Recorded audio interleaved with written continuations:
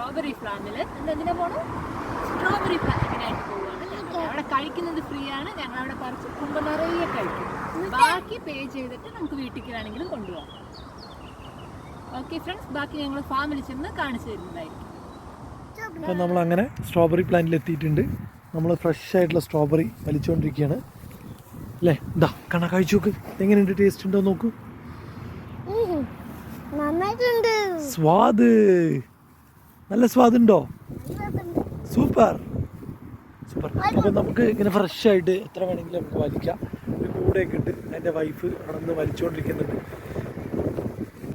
കുട്ടികൾക്ക് നല്ലൊരു എൻ്റർടൈൻമെൻ്റ് ആയിട്ടുള്ള പരിപാടിയാണ്. കൃഷിസ്ഥലം കാണാനും സ്ട്രോബെറി വലിക്കാനും എല്ലാം നല്ലൊരു എൻ്റർടൈൻമെൻ്റാണ്. എൻ്റെ കുട്ടി കാണാൻ 2 കയ്യിൽ സ്ട്രോബെറി ആയിട്ട് നടക്കുന്നുണ്ട്.